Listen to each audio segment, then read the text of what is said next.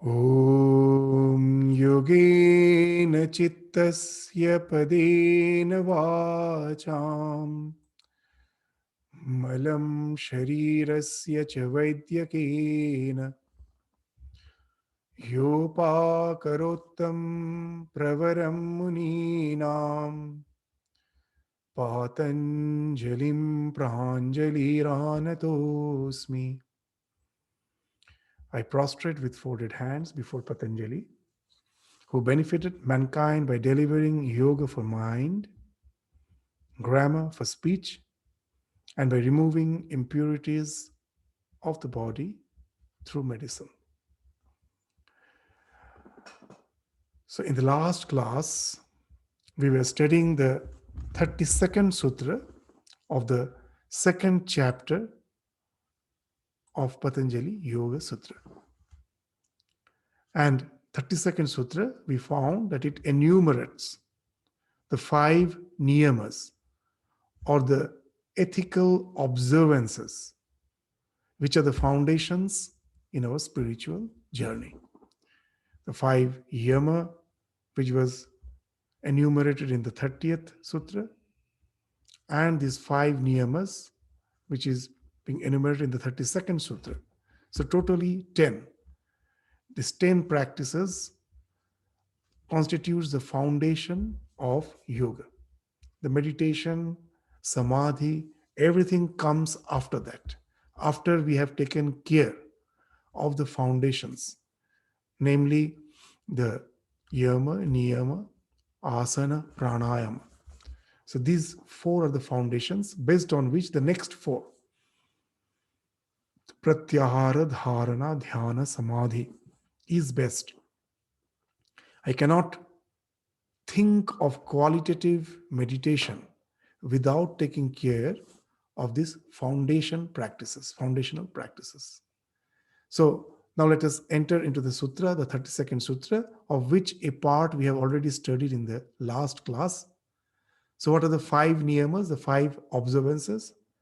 The shaucha, santosha, tapa, swadhyaya, Ishwara Pranithana. So of which Saucha and Santosha we have studied in the last class. And today we are going to cover the other three practices which actually constitutes the Kriya Yoga. When the second chapter, we started discussing in the second chapter, the very first sutra enumerated the Kriya Yoga, this Kriya, the practices to make you establish in yoga. So Kriya means some practice through which you will get established in the yoga. That is Kriya Yoga. So what are those Kriya practices? Tapa, Swadhyaya, and the Ishwara Pranithana. Tapa speaks of austerity, Swadhyaya self-study, and Ishwara Pranithana is a special type of devotion. What it is, we studied previously. In the first chapter, the Ishwara Pranithana was there. In the second chapter, when we enumerated the Kriya Yoga, again, the topic of the Ishwara Pranithana came. And again, when they are speaking of the niyama, this Ishwara Pranithana has been enumerated as one of the observances, ethical observances, which is going to create the foundation of our spiritual journey. So the shaucha, in the last class, to a quick recapitulation, it means the cleanliness and tidiness.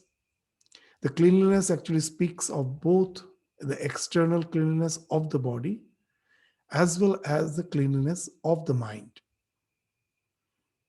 The mind should be kept pure.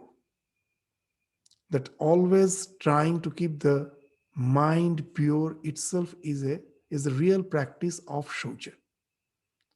But to keep the mind pure, to a certain extent, the preliminary practice of the keeping of the body clean is also has been prescribed.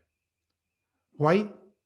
If you keep the body clean, in the Yoga Sutras, they have a very a unique idea that through shaucha, actually, we don't develop attachment for the body, just the opposite, the disgust for the body comes.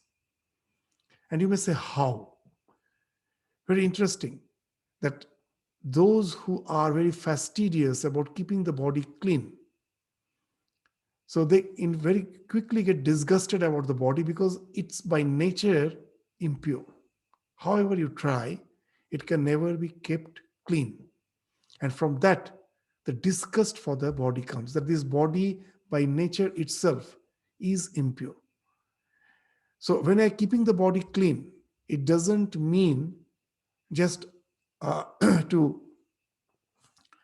have all the so-called present day makeup and all. That actually speaks of attachment. Clean means it shouldn't have any, this what you say, the all the dirts and your perspiration, all those things you are keeping clean. Not going for makeup. The makeup actually has all those uh, the things which we use for increasing the external beauty. That speaks of attachment. That is not shaucha. Shaucha is just keeping the body clean. And that is invariably going to bring the disgust for the body. So you will find in that Sister Nivedita, when he came to India, she was a very minute observer. She found that this bathing is a religious practice in the Oriental culture. She coming from the Western background, she was aware of the Western culture, that why there's shower for beautifying the body. But when she came to India, she was aware of the fact that even bathing can be a sacred act. People taking a dip in the Ganges, the way do it, offering uttering mantras, offering the same Ganges water to the divine. They say, praying the divine with praying the Ganges water, praying the Ganga with the Ganges water. Ganga Jale, Ganga Puja. So these are the practices. Why? Because the bathing itself is a religious observance. It is cleansing of the body. Why? Why I'm cleansing it? Not just to beautify the body. The Lord is the one who is indwelling in the body, and my body is the shrine. So that's the way we keep the shrine very neat and clean, knowing very well the Lord dwells there. Similarly, with that idea, the one who is dwelling here inside the body, this body is the temple, the shrine, and it is enshrining the deity there, the deity whom I worship, the one who is my ideal, my Ishta Devata. He's residing there, so the body should be kept clean. The body is the temple. So that's the basic idea behind the cleanliness. So that we were speaking of, where we're discussing in the last class. So this is a basic practice, the shaucha. Without proper shaucha, external shaucha, you will find it is very difficult to keep the mind pure. These are two very related things. Even not only your body, even your house should be tidy. That gives a sense of sanctity, that cleanliness is next to godliness. That this is a very common proverb we have heard, that if the place is very full of dirt, full of this rubbish, everything is scattered around, nothing is kept properly, you can never have a sense of sanctity there. If all the things are maintained tidily, the house is kept clean, then only you can have that sense, that feeling that my house itself is a shrine. I am just a trustee. This house belongs to the Lord. That's why we do Griha Pravesha. The idea is the Lord is the one for whom this house has been built. I first install him, and we as caretakers stay there. So all these acts, if we are doing it just as a mere ritual, then we lose the idea behind it. That spirituality is something 24/7. It's not just sitting down and meditating. Through each and every act, we can be aware of the divine in our life. So that's the idea, to keep the house clean, neat and clean. because it is actually not my house. It's the Lord who stays here. Even I still remember that in Belur Math, there's a nice story that behind the shrine where no one goes, one of the very senior swamis is to clean that place means with minutely he will clean that place. And when some your novice asks that Swamiji, why that no one goes there, why you are cleaning that place so nicely, and then his reply was, know it for certain, Ramakrishna walks. This ashrama is his place. So it's maybe that people are not going. It is not for the people. It's for the Lord. He is dwelling here. He is moving around. So this is the bhava, the visualization. Even in the modern psychology, they give a lot of importance to the visualization. That Lord is really walking or not, that you may ask, and you will say these all pure imaginations. What has to do with the reality? Just when we ask these questions, we will ask. Then I will just ask the question: what's the meaning of the software programming language? Is there any meaning as such? Then why we resort to it? Because the output which you get, that language apparently has no meaning. In our day-to-day life, I cannot use that language for conversation or for any purpose, but that gives me a wonderful result. And that's why I know that it is something which is having some purpose. It is worthwhile to learn that language. So these all visualizations in spiritual life with with a sense of awe and reverence. When I'm practicing this, these practices are not mechanical practices. It is actually helping you to relate to another dimension of our existence. Constantly through this shoucha, the Lord is there. He's residing in the house, He's residing in the body. Keep it clean, keep it sacred. So, with that, the awareness of the divine comes just by the practice of the cleanliness, which as such is not a mere physical practice. And that's the importance of the shoucha, which has been enumerated as the first niyama. And then comes santosha, the constant hankering. It has to stop. That in our life we find that we are never happy. If we just see in a retrospect our own life, what has happened? That at certain stage we thought that these are the things I need, and then I will be satisfied. And I will find that the things which we thought is needed, when I got it, maybe I was satisfied for a short while. And again, the new desires come. And I think without that, the life is almost not possible. And that way we find constant hankering makes us full of concern. We can never be at peace. This constant hankering after the thing makes us tired. We get tired. We don't know that it is an unending game, unending fuss, in the word of Swamiji. Ever running, never reaching, nor a distant glimpse of shore. It's like riding on the treadmill, at the hedonistic treadmill, the hellish. You go on as if walking, but you reach nowhere. You're just in the same place you're moving. There's a cycle of avidya, kama, karma. The ignorance. What is the ignorance? That actually, if I can always dwell in my own self, I know I am fulfilled. Nothing is there which my so-called my consciousness, the Purusha, the self needs. It is self-sufficient. That self, when is getting identified with the psychophysical existence, when the asmita, the ahamkar, the ego is coming into picture, and then all the wants come. That anything which makes this body nourished, gives this body some pleasure, I feel that those are the things which I need for my happiness, for my sustenance. And this is the ajnana, the ignorance. I forget that actually I am the self. Even this moment, the body dies off. I don't die. I am ever there, satisfied just by being, just by being.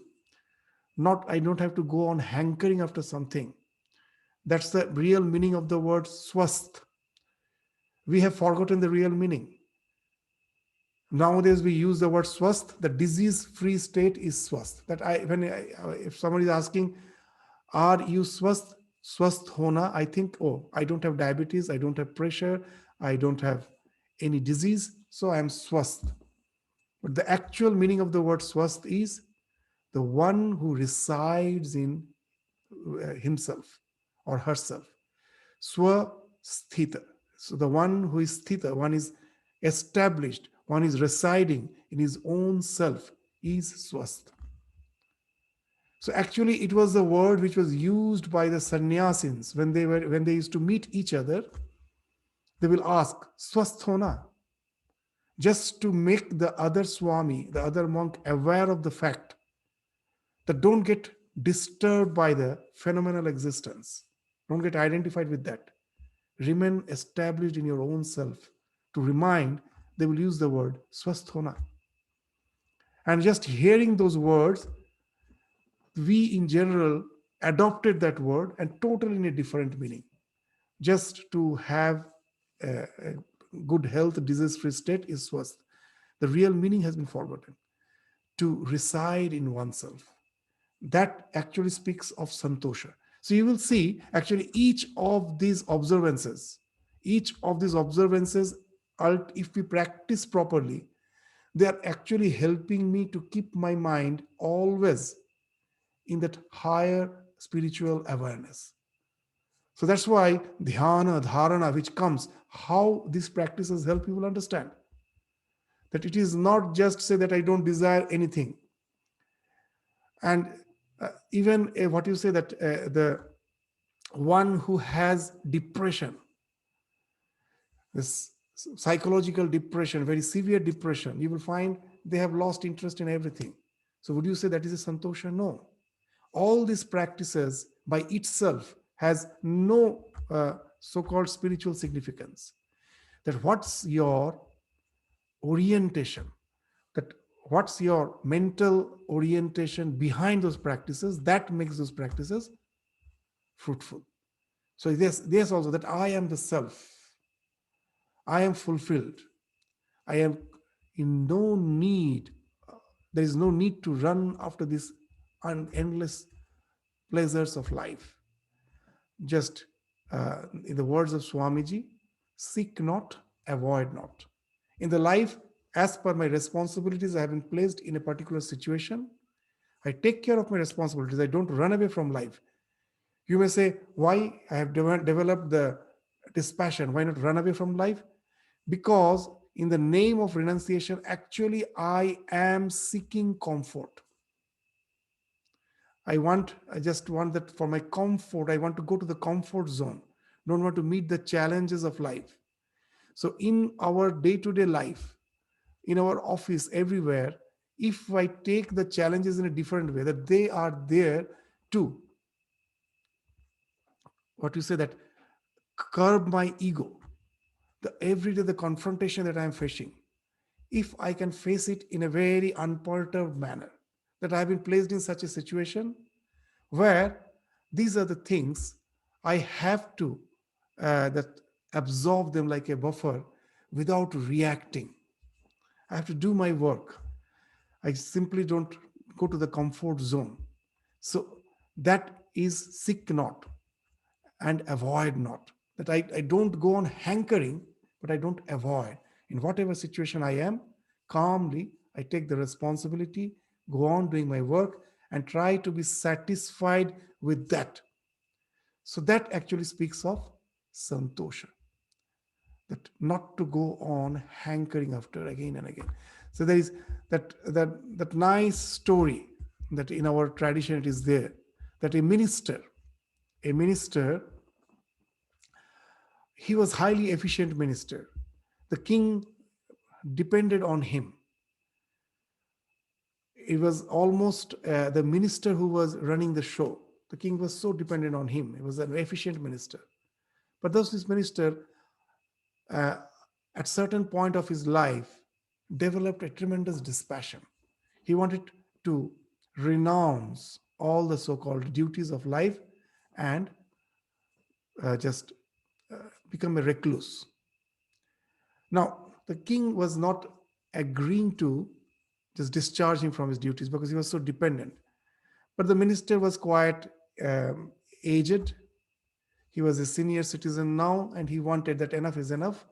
Now it's the time for me to just retire. So what to do? The king at last, when as he was so insistent, he agreed to the minister's word. So minister left the kingdom. And after many years, after about some 8 or some 10 years, the king was going around his kingdom, and he reached the just the boundary, and from there the forest starts.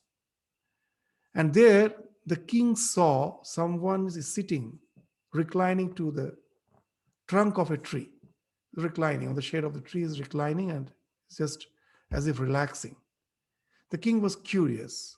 Who is sitting there? He went near and he was surprised. It was a minister, his minister who has resigned some 10 years back.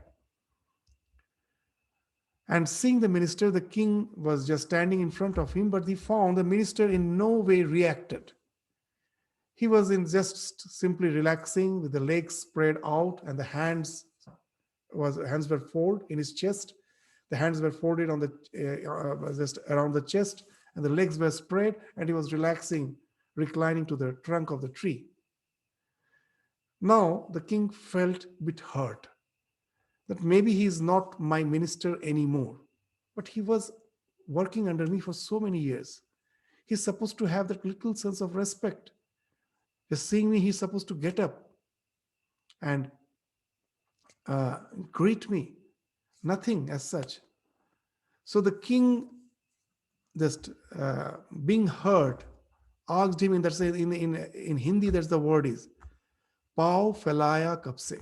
From when have you learned to sit like this, spreading your legs? Pao Felaya Kapse.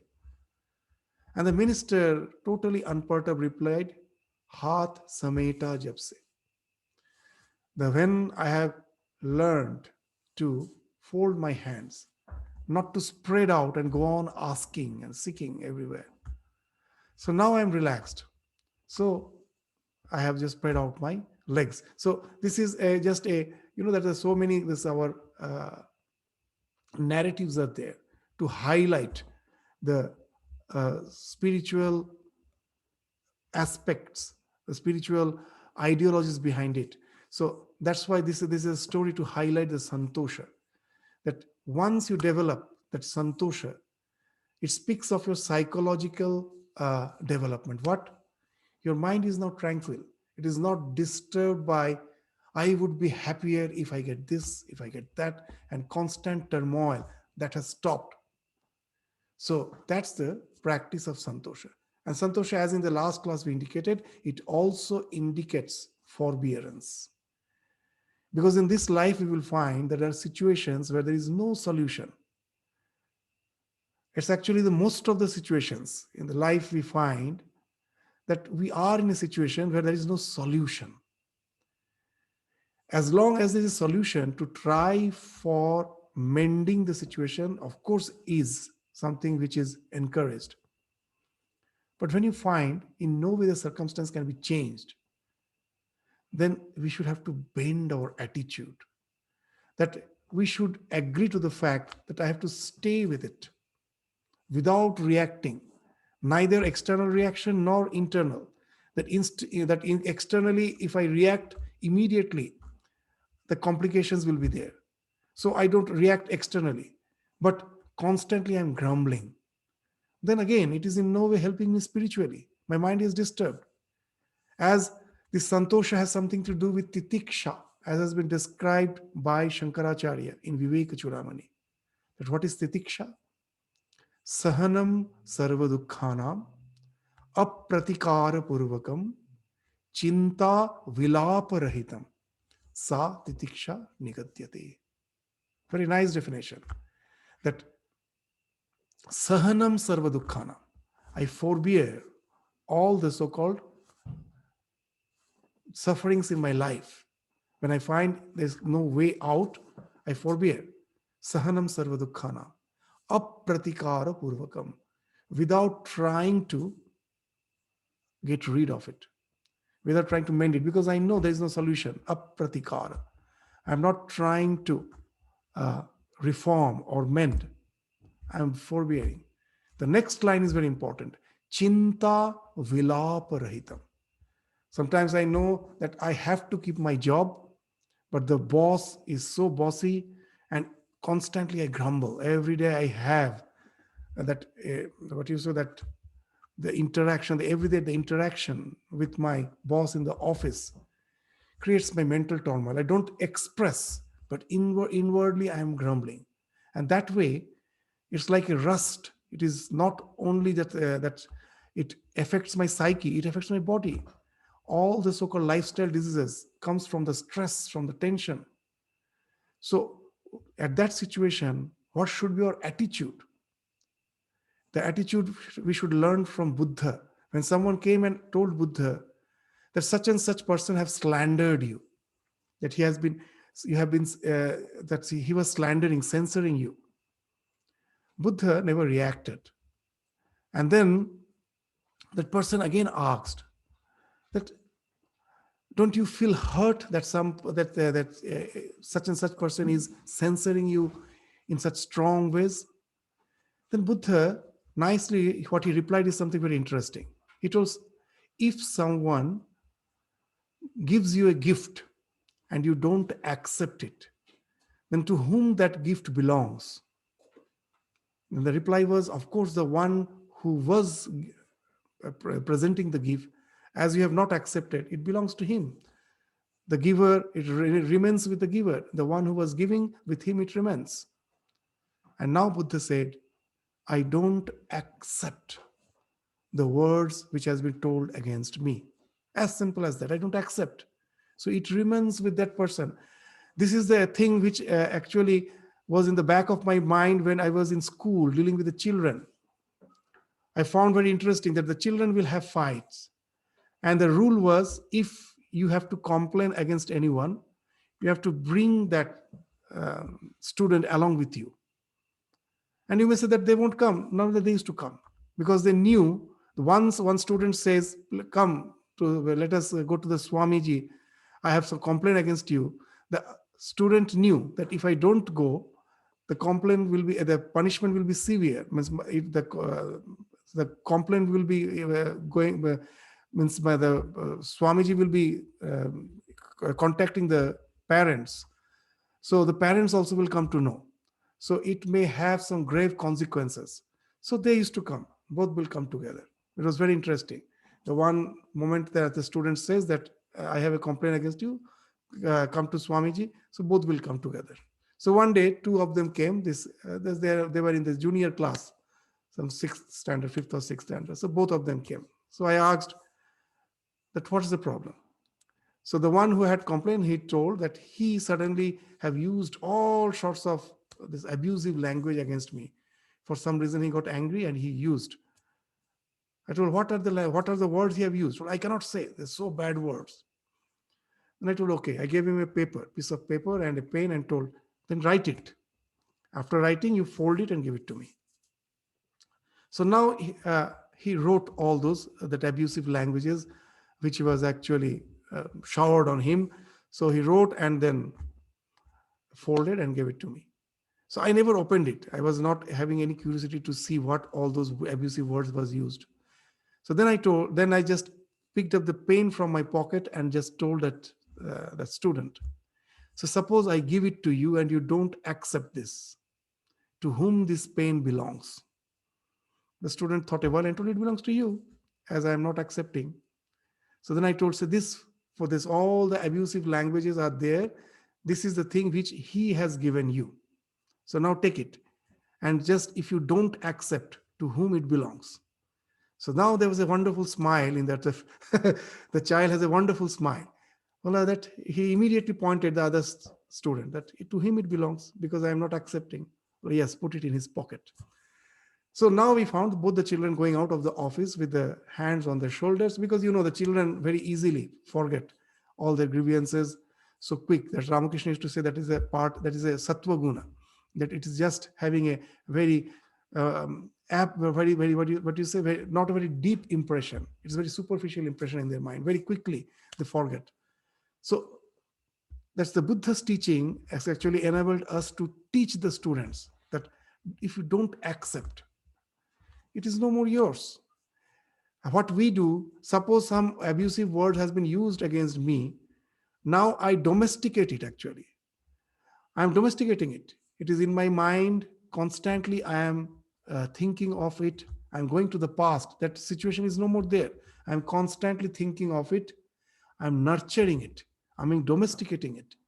So for that, I could have enjoyed the situation, the thing which has happened. Why should I bring it here now? When I was in the school, in the Arunachal Pradesh, I still remember some senior Swami came, was visited, and as you are staying with the students 24 hours in the school, in the hostel, so there were a lot of issues will be there. So the senior Swami understood that, yes, as being in a school with such situation, we need some relaxation. So he told, come, just let us go for some walk. And it's a very wonderful place. The campus was 250 acres land. From the mountain, there was a mountain. From the mountain, the stream is coming down and it bifurcates into two rivers. And that's the boundary, 250 acres. So anytime you can go to the deep into the forest and be by the side of the river, enjoy the mountain, the scenic beauty. It's a wonderful place. The river water is crystal clear. You can see the pebbles. So the senior Swami and myself went and was sitting just by the side of the river. And within a short time, I started saying, Swamiji, there is so much of problem to deal with the students constantly.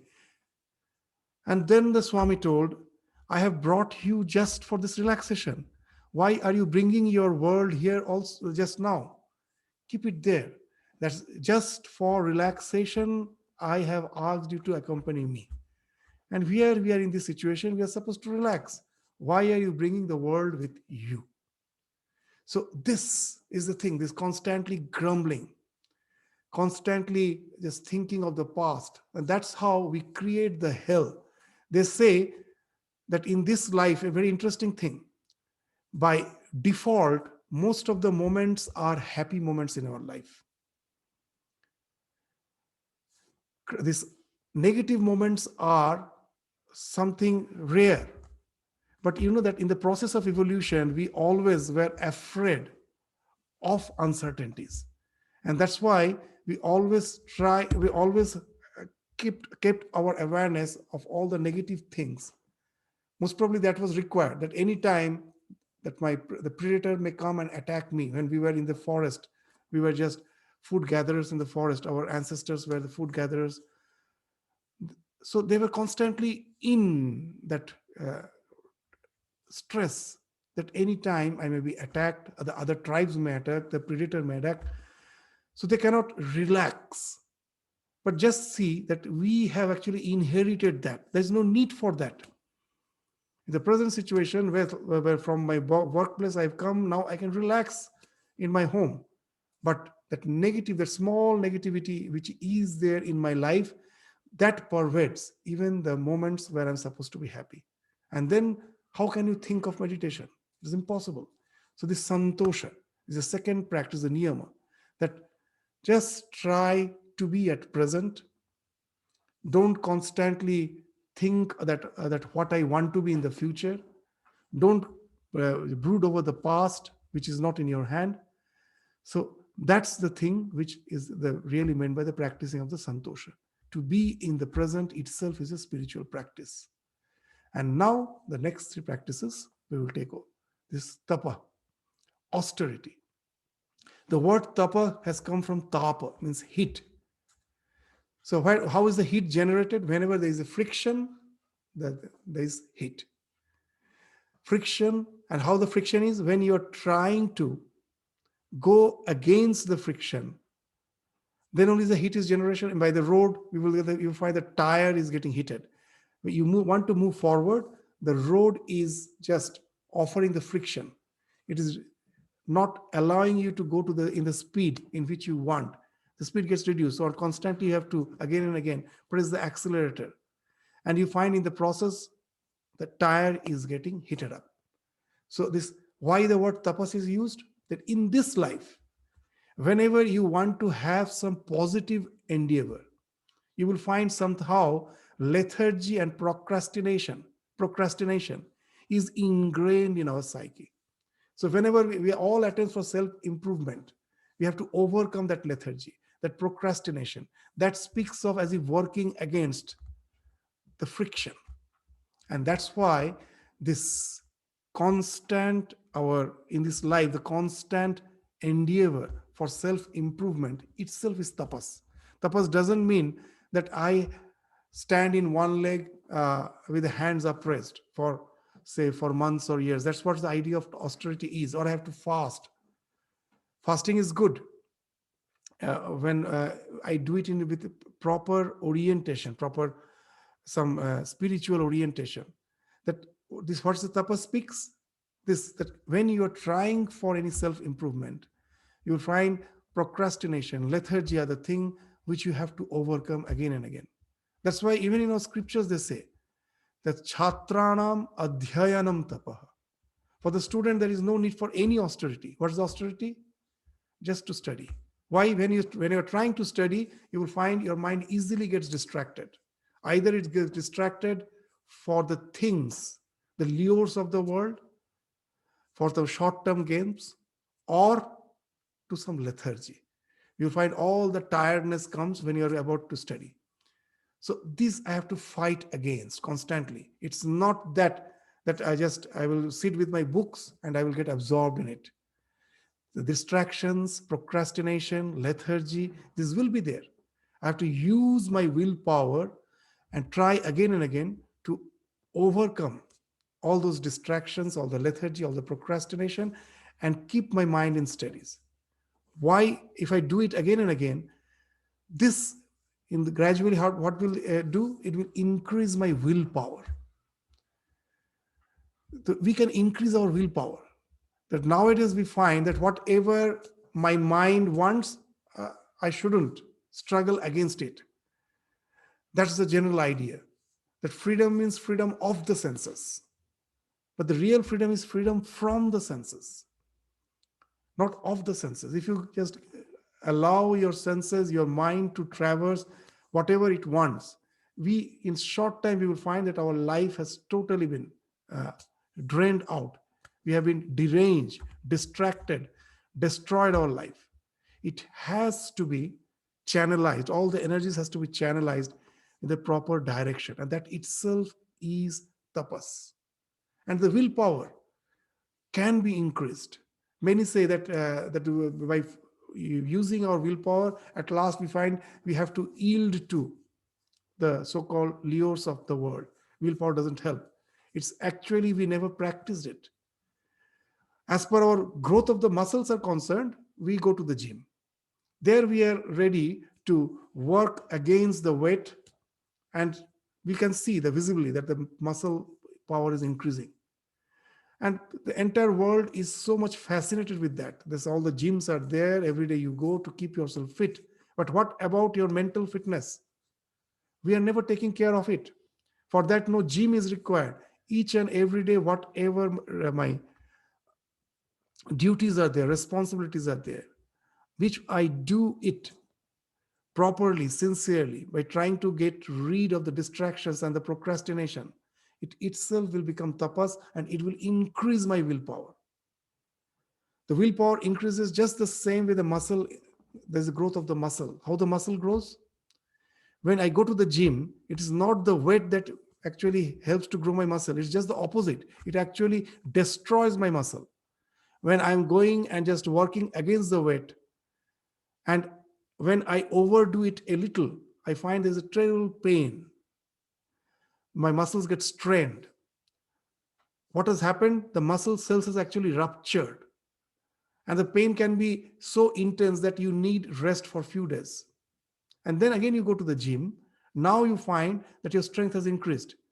You can work on the weights in a much better way. much more number of times you can do the dumbling. You can use your dumbbell, you can work against the weight. What has happened? When the muscle cells ruptured, actually it was something negative. I am doing something which is destroying my muscle.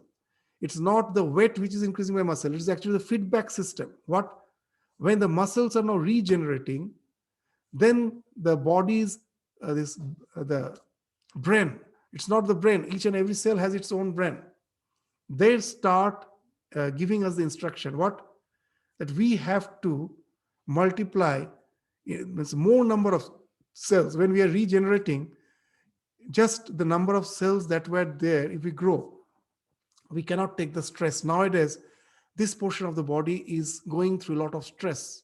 So we have to multiply much more cells than it used to be. It is this feedback that helps to grow the muscles, build the muscle.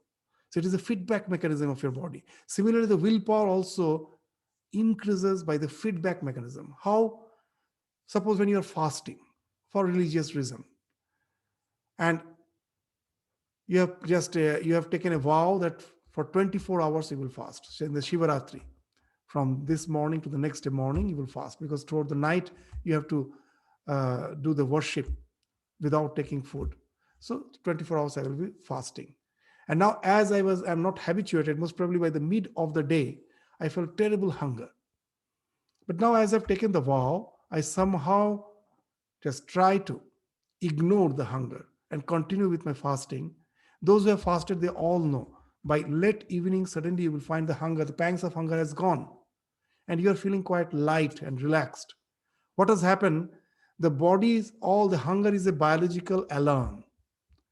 That at the time when you're supposed to take food, if you don't take, the alarm gets on. The alarm is set in, and it in the pangs of hunger is the alarm which is saying take food, and you ignore the alarm.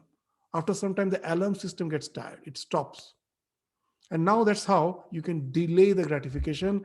It's not that constantly have to fight with that hunger till the next day morning. Yes, for certain time, for a few hours I had to fight, but if I don't yield, I fight. After that, I will find now I don't have to fight. The body now just cooperates with me instead of fighting with me, and now I can easily delay my gratification and continue with the desired whatever the desired goal. I can continue without the so-called the reaction of the body and the mind, and that's how the willpower can be increased. So, and that's the basic purpose behind tapas. That this has to be, that we have to learn it. That we again and again indicated that marshmallow experiment. It speaks of tapas. It doesn't speak of tapas. That many say that in the marshmallow experiment, what we found, that the children who have the faculty of delaying the gratification.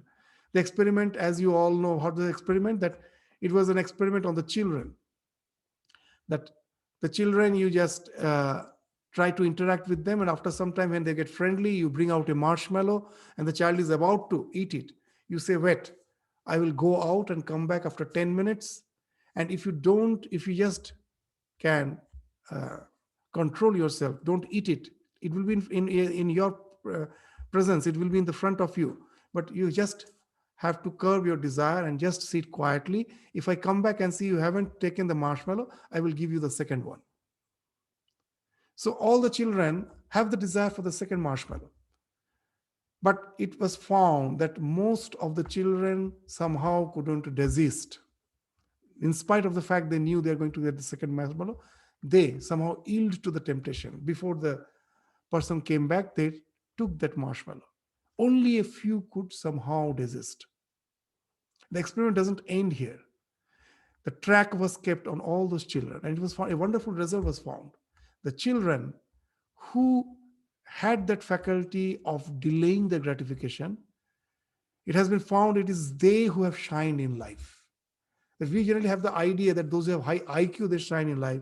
But this experiment specifically shows that irrespective of your IQ, if you have the power to delay your gratification, that actually speaks of your this bright future, whether in your academic field or in your profession. you will find he has a bright future. And the reason is simple, that they are the one who has the faculty of delaying the gratification. They are not myopic, not short-sighted. The one who are short-sighted, they can just see something in the front. At a distance, what is there, they cannot see.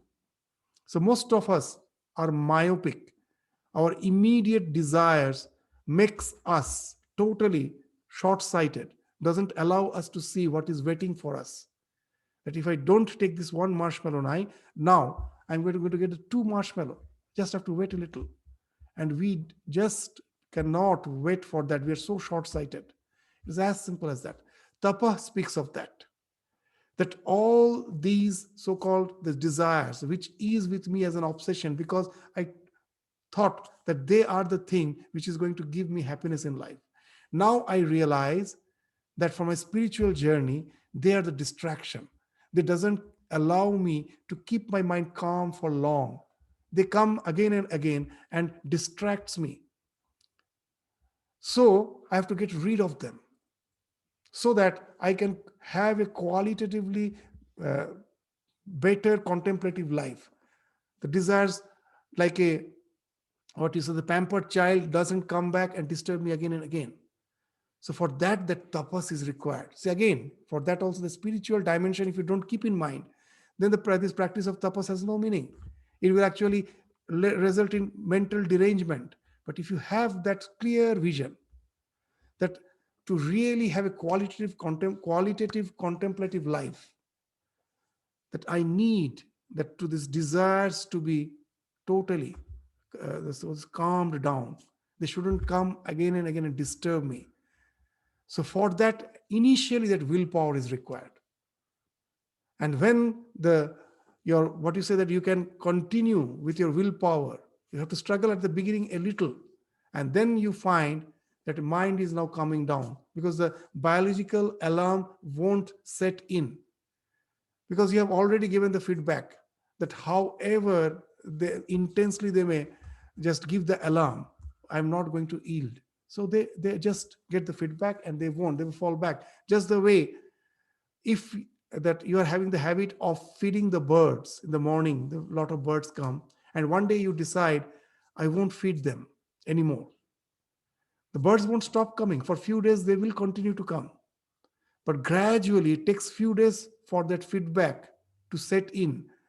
They now realize that that person is not going to feed us anymore. And then after a few days, they stop coming. So these few days, that when I have to restrain myself, that's the tapa. So when you have the idea that this fight will continue forever, no. Sri Ramakrishna used to give a very wonderful example. What he used to say? That a river has a curve. When you are rowing against the stream, you have to use a lot of energy rowing against the stream. But when you come to the bend, now you get the favorable current. Now you just to keep the direction, you held the row in a particular way, but there is no exertion anymore. Now you can relax. So till we reach the bend, the exertion is there. And we know that once we have tried, we are going to get the result of it in very short time, in short while. It is just waiting for me. If we have that idea, then the practice of tapa is possible. It is something which we have to adopt as a general, even for the students in our day-to-day life. What to speak of spiritual goal, even for our secular life, to really get established. If you don't have tapa, you will find that all the so-called culture, after it reaches prosperity, it starts declining.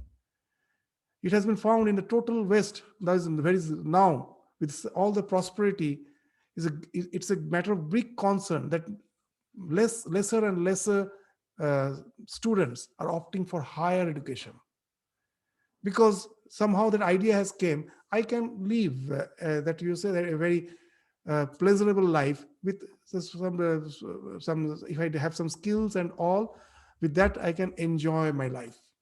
And as a result, the knowledge, the entire knowledge level is really going down and down. It has become a big concern. So this tapas is something, even for our secular life, is what to speak of spiritual life. And that's the thing which has been indicated as this third practice.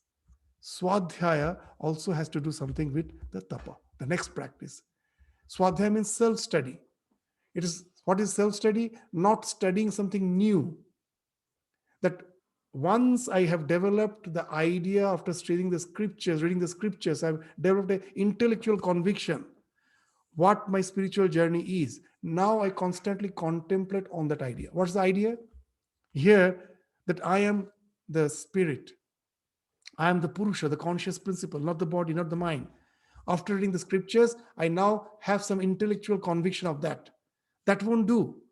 Constantly, either in the form of mantra or in the form of contemplation, that same idea I have to go on repeating. This is real Swadhyaya. That is the self-study. You are contemplating again and again, repetitively, on the intellectual conviction about the spiritual truth.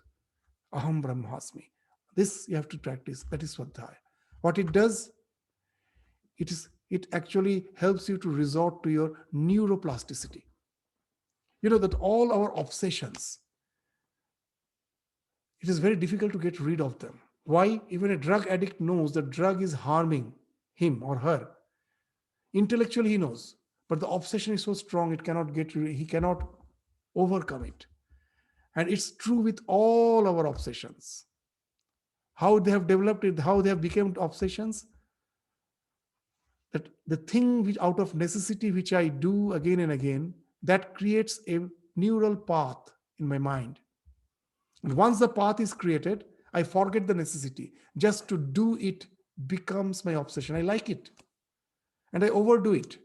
Just be told that as our ancestors, there's so many examples. Maybe for even just you take this Ramakrishna in the gospel again and again saying Kamini Kanchan Maya. And sometimes we say so many times he's repeating it. Why he's exaggerating it? But he's speaking something very basic. Just see Kamini Kanchan, lust and gold. That is our Maya. That is the thing which is obscuring our vision. Why he's saying it again and again? So these are the two things which we need. They are the necessities. The lust is helping to sustain the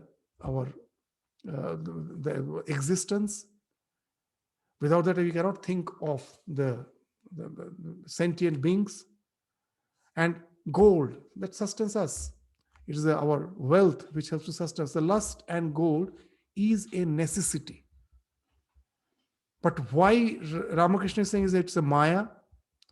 Now, this necessity, by constantly resorting to it, not only in this life, from the life of a microbe and to the advanced life of a human being, if anything is common, is these two things: procreation and, for sustenance, having food to acquire something. This is acquiring the things which I need and procreate. That is lust and gold. This is the common from the bacteria, from the microbe to the human being. And that has become a strong obsession. As we are resorting to it again and again, it has become a very strong obsession. And when it becomes obsession, what happens? I forget the necessity. I do it just for pleasure, beyond the necessity. And the result is what? You just open any news channel, and whenever you hear of any crime, at last you will find these are the two things. There's nothing else which is there behind the crime, either lust or gold. Nothing else. So this, just you find what has happened, the necessity has become an obsession. Now, how to get rid of it? Swadhyaya.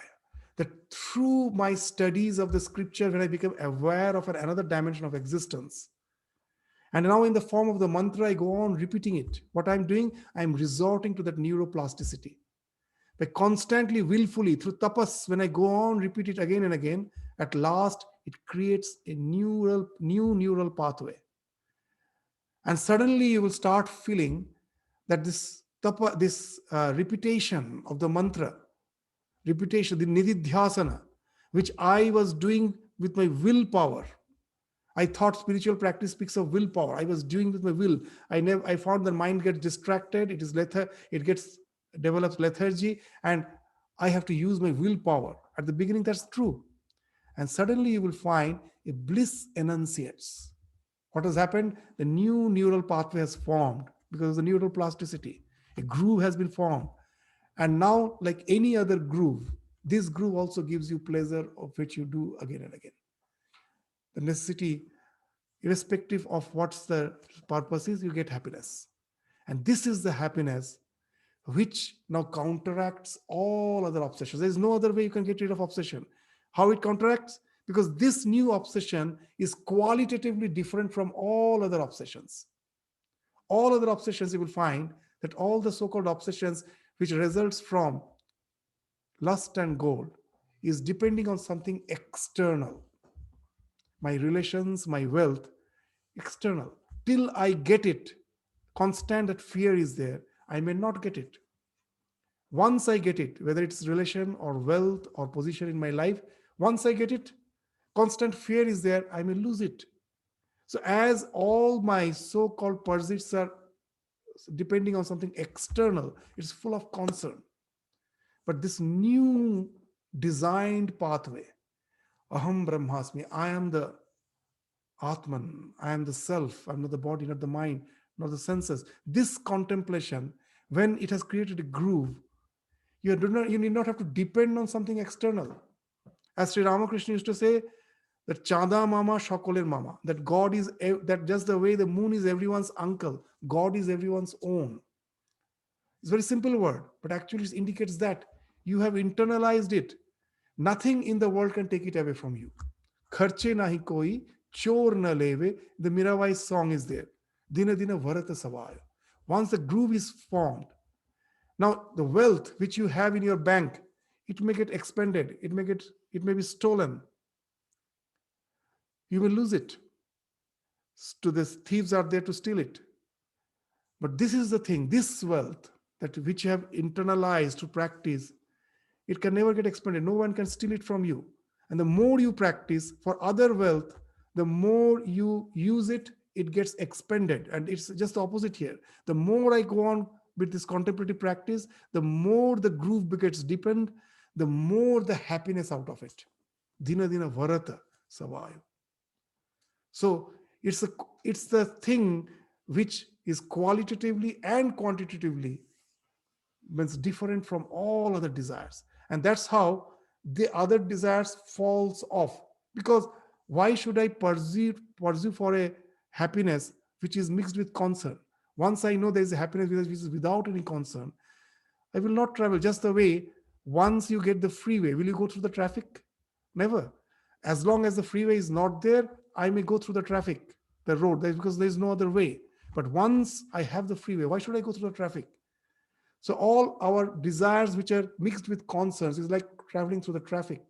And you have designed a new way of contemplation where there is no such concern. Why should I go through them? And once you don't go through them, that's the way in a grass field, if you walk through the grass field, a road is created. The grass gets dried, the road is created. If you stop, after a few days, you'll find the grass has grown, the path has vanished. The once the mind stops traversing those old paths because of this new path, they all just start vanishing. The paths are no more there, efforts stop. And now you have got rid of all the obsessions. Not only that, you have developed love for the contemplation. And that is the Swadhyaya. Just see, these are all actually observances itself, speaking of the highest spiritual practice. That's why Ramakrishna used to say, the more you go towards the east, the west automatically falls behind. I cannot force them out. If I try throughout my life to get rid of the obsessions by trying to just stop them, you can never suppress them. It has to be sublimated by creating a new neural path of the so-called spiritual practice. And that can only encounter those things. So you have to go more towards the east. The west will automatically fall behind. You cannot push the west. And that actually speaks of Swadhyaya. And the last niyama is the Ishwara Pranithana. So today the time is over, but still, just the idea is that when you believe in the divine and just believe the idea that whatever position in life you are placed in, it is by the will of the divine. And so I neither seek nor avoid. I am just going through that. situation and whatever the results of action that I can offer to the divine. The basic idea is just as a parent that I am supposed to take care of the children. So that is the thing I cannot avoid. Neither I seek. Why I don't seek that? Yes, that subtle desire may be there that when I grow old, the child may take care of me. That is selfishness. What the idea should be that the love which is in my heart, God has implanted to take care of His creation. I am just the instrument in the hand of the divine. It's God's love flowing through me for taking care of His children. So why should I ask for the result? Because I don't owe that love. It is not that I have built it up. It was there. Can you just say in this love, compassion, anything was not there implanted in our heart? It was there. When I see a poor man and feel compassion, am I to take the credit? From where that compassion welled up? We are constituted in such a way that in our genes that altruism is there. We have to be altruistic. And for that, if I start just having a sense of ownership, then I will have to suffer. Then I will have having the desire for the result. So I don't have the sense of ownership. It is a God working through me. So I have no expectation for the result. And that's what happens in life. Sharanagati comes. Many don't understand this idea of Sharanagati. They say as if it is uh, uh, making you vulnerable. It's a no way vulnerable. If you understand the idea of this real Sharanagati, that I am doing my responsibilities without any expectation, nor avoiding it, nor seeking anything, then that the ego starts falling off.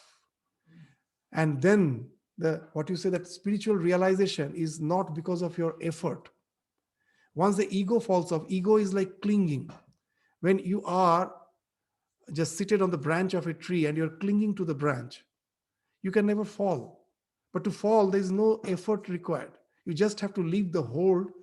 The gravitation pulls you down automatically. There's no need for effort. So the moment through Sharanagati we loosen our hold, immediately we are evolved spiritually. The grace, it is the plan of the divine. The moment, the more and more we can get rid of the ego, the more our clinging to the worldly, uh, what you say, all the desires falls off automatically. The plan of the universe is such, that is the grace. You will be taken up. The gravitation pulls us down, the grace takes up to the divine. That's why in the Bhagavad Gita, the tree has been compared with urdhva mula avak shakha. The spiritual tree has the root up on the top and the branches are below. So here, if you leave the hold on the branches, which is the word, here you will be, the grace will be working on you to take to the root on the which is on the top. That's your divine existence, the spiritual existence. And that's the idea behind the Ishwara Pranithana. So that's what we have covered. These things we have discussed in details previously. So we thought that we just to do the justice to the sutra, let us take it in a nutshell. So that's what we discussed. So we will proceed. Now, all these practices, when you practice properly, what's the result ensues from it, that it will be taken up in the succeeding sutras, and we will take up them one by one. Thank you all uh, for attending this class. Namaskar. Swamiji, Yeah. you just explained the tree roots of the spiritual life are upwards and the like branches are downwards. It was very self-explanatory, but can you please elaborate it a little bit more? Oh, it's I just it's in a very short. I was referring to Bhagavad Gita's that sloka in the 15th chapter. Urdha mula vak shaka esho ashwatha puratana. Ashwatha means the tree which is not permanent, means this existence. So the branches in the Shankaracharya's commentary, they're saying the branches of the tree actually speaks of the world. Just from the seed, the plant grows, isn't it? So here it is not an ordinary seed. It is our so-called our spiritual identity is the seed from which the world has came out. That's the conscious principle from which the world has came out. These are all upamas. If we shouldn't take it literally, here it doesn't. The world doesn't come out in this just the way that from the seed the plant comes out. it comes out as a superimposition. But whatever it may be, this world is has came out from that seed. So that's why here, that as the spiritual, our consciousness is the seed. So that has been spoken of, is in the top. Like an ordinary seed is in the ground, from there the plant sprouts. But as our spiritual existence is the seed here, which has been spoken of, so that has been spoken of as urdhva mula. It is, the spirituality is something which is established in something transcendental. From that, the entire samsara has branched out, whose branches are below. So as we are clinging to it, so the grace, the plan of the universe is such, the more you get rid of the ego, the more you become one with the divine. It is the ego which doesn't allow to become one with the divine. So the more we cling to the ego, the plan of the universe is such, I cannot be pulled by the grace. Grace is there working for all. We just have to leave the hold. Just the way when you are clinging to the branch of a tree, you don't fall, isn't it? But when I leave the hold, is there any effort required by me to fall? No, because the gravitation is there everywhere. Wherever I may be, I will be pulled down. Similarly, grace is there everywhere, as in the spiritual sense. You leave the hold of the world, you will be pulled up to your spiritual level. So the grace, you will find very interesting. The word guru means wet, which speaks of gravitation. In Sanskrit, the word guru means spiritual teacher, and also the word guru means wet. Anything he is having wet is, we say it's guru. Very good. So guru speaks of weight, guru speaks of gravitation, guru speaks of spiritual teacher. So just like the way the wet pulls us down, similarly the spiritual teachers, by his grace, as per the plan, the more we can leave the hold, the clinging to the world, his grace is going to work on us and will make us established in that spiritual identity. So that's the, just with the help of that Gita sloka, we were just trying to relate to it. So that's the idea. Hari Om. Hari Thank you, Swamiji. Namaskar. Thank you.